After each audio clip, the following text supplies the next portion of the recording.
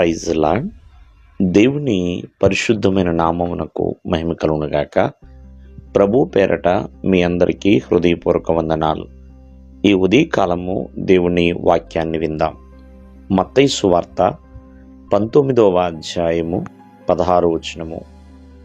ఇదిగో ఒకడు ఆయన యొద్దకు వచ్చి, బోధకుడా, నిత్య జీవము పొందుటకు నేను ఏ మంచి కార్యము చేయవలనని ఆయనను అడిగెను.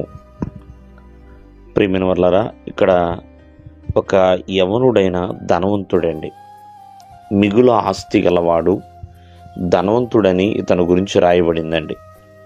మరి ఇతను యవనస్తుడు.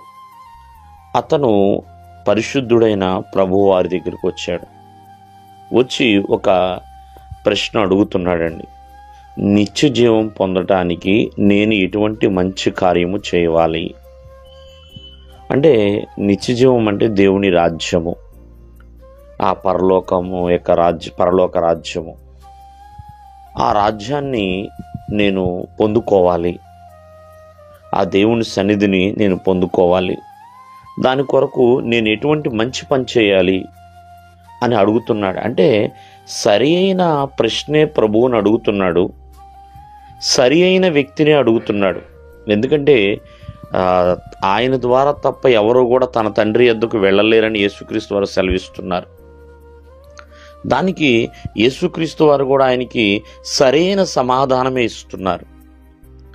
ఏంటి ఆ సమాధానం ఇస్తున్నారు ప్రియమైన వర్లారంటే, దేవుని ఆజ్ఞలు గైకొనాలని, నరహత్య చేయకూడదు, వ్యభిచరించకూడదు, దొంగిలింపవద్దు, అలాగే అబద్ధ సాక్ష్యం పలకవద్దు, తల్లిదండ్రులు సన్మానించు, నిన్ను వలె నీ పొరుగువాన్ని సన్మానించని కొన్ని ఆజ్ఞల గురించి ఆయన తెలియజేస్తున్నారు.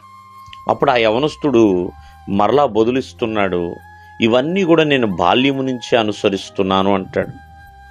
అయితే నీకొకటి కొదువుగా ఉంది, పరిపూర్ణుడవుటకు.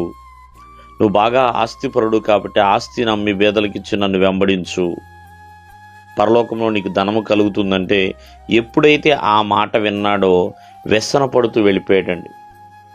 అంటే ఇతను సరైన ప్రశ్న వేశాడు, సరైన వ్యక్తినే అడిగి ఉన్నాడు, సరైన సమాధానం పొందుకున్నాడు, కానీ సరైన నిర్ణయాన్ని తీసుకోలేకపోయాడండి.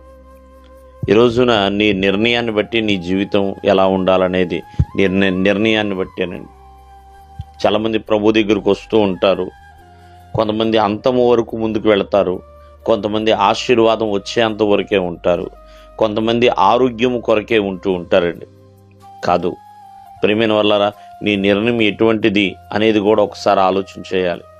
ఇతను అన్నీ అడిగాడు, అన్నీ తెలుసుకున్నాడు, కానీ రాంగ్ డెసిషన్ తీసుకుని వెనక్కి వెళ్ళిపోయి ఉన్నాడు. అలా ఉండకూడదండి. సరైన సమాధానం ఎలా మనం పొందుకున్నామో సరైన నిర్ణయాన్ని కూడా తీసుకోవాలి. దేవుడు మిమ్మల్ని ఆశీర్వదించునుగాక. ఆమేన్.